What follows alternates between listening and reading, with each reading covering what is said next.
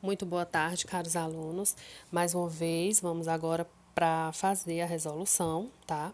A explicação das 5 questões de sociologia, tá? O tema agora que a gente vem tratar é política, tá? Lembrando que tanto na disciplina de geografia, filosofia e sociologia, nós estamos trabalhando questões estilo Enem, né? E demais vestibulares para que vocês já se familiarizem e resolver questões dessa natureza, tá? Então, política é um tema muito amplo, né? É um tema muito vasto e de grande debate, grande discussão. Então, vamos aqui para a gente esmiuçar parte desse debate, tá? Em cima dessas 5 questões que eu escolhi para vocês responderem. A primeira trata-se de fanatismo, né? A gente tem isso aí, tem sido muito claro, né? Nesse período que a gente está vivendo de pandemia, né? De isolamento social, onde a gente vê facetas, né? Que não deveriam acontecer, mas acontecem. Enfim, e aí é colocado como o fanatismo, né? Como sendo uma cega obediência a uma determinada ideia, uma ideia fixa, né, taxado como verdade única e incontestável, né? E desde que mundo é mundo, isso acontece e não se limita só, no caso, ao nosso país, ao nosso atual contexto. E aí ele traz várias alternativas para que a gente veja a que fica que não bate, que dá como incorreta no conceito de fanatismo. Aí na letra B ele diz que favorece aos indivíduos uma concepção plural de sociedade, na qual os diversos grupos conseguem vocalizar suas ideias e serem atendidos em suas demandas. Nem todo fanatismo, nem todo grupo fanático ou segmento fanático vai ter a sua demanda atendida, e muito menos se fala de uma concepção plural de sociedade, ou seja, de uma variedade social. Isso aí é totalmente taxado. Então, não faz sentido a gente falar de fanatismo e falar dessa questão de concepção plural de sociedade, não. É uma sociedade unificada. Então, com uma ideia fixa deles e pronto. É o que aquele segmento fanático defende e pronto, e acabou-se. Eles não colocam nenhuma outra opção nesse sentido, tá certo?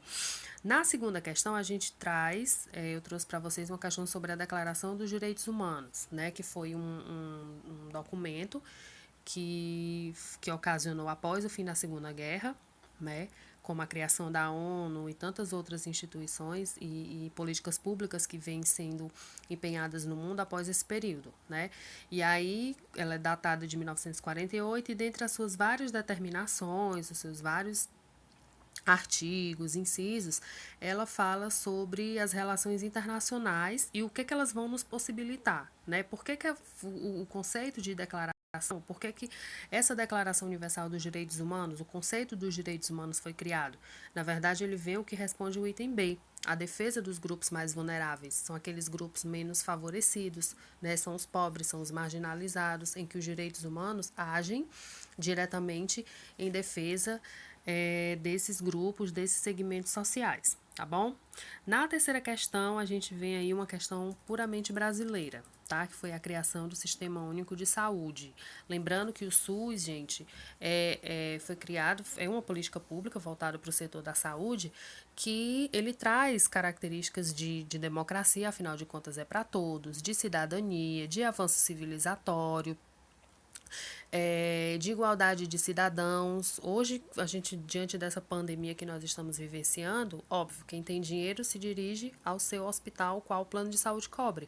Mas uma UPA, um IJF, ele está ali disponível para receber um mendigo que se enquadre como coronavírus ou outro tipo de doença, até um presidente da República se precisar ir para lá. Não faz distinção, tá?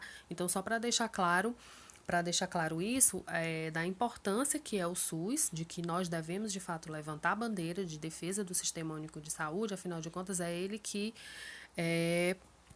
é ele que faz os vidas são salvas, né? Hospitais são construídos, UPAs, postos, enfim, toda essa questão voltada da saúde. E aí, como é que a gente pode colocar essa política pública como sendo caracterizada e analisada pelo universalismo e o igualitarismo? Como eu falei no início, não se faz distinção de cor, de raça, de etnia, de padrão social para ser atendido por um hospital, por uma um hospital público, ou um posto, uma UPA, enfim, não se faz distinção em termos de cidadão sobre isso, tá bom? A quarta questão, ela nos traz aí a questão do voto, né? Vocês viram lá no filme As Sufragistas, claramente a luta das mulheres para votarem, né? Elas queriam, assim como os homens, ter o direito de escolher os seus representantes. E aí a gente vê a questão do voto, né? Principalmente como sendo o quê? Como tendo uma característica, uma garantia de soberania popular no sentido de quê? De exercício de cidadania. Afinal de contas, o voto, ele tem uma representação de 2 em 2 anos, onde acontecem as eleições, né? Variando em escala local e escala mais nacional, mas todo cidadão brasileiro, exercendo seu direito de cidadania, tem o direito ao voto, lógico, a partir dos 16 anos, opcional, e obrigatoriedade após os 18, né? Então, assim, foi um direito, o voto hoje, tanto do homem como da mulher, foi um direito conquistado. Foi luta, foi sangue derramado para que isso pudesse acontecer, né? E é plenamente um direito de cidadania, um direito e um exercício, sobretudo, de cidadania, tá bom? É o item A aí. E por último, a gente tem uma questão que fala sobre democracia, né? Lá do seu surgimento na Grécia clássica, a palavra, a origem do grego, enfim, sociedade ateniense da época. E aí o texto, né?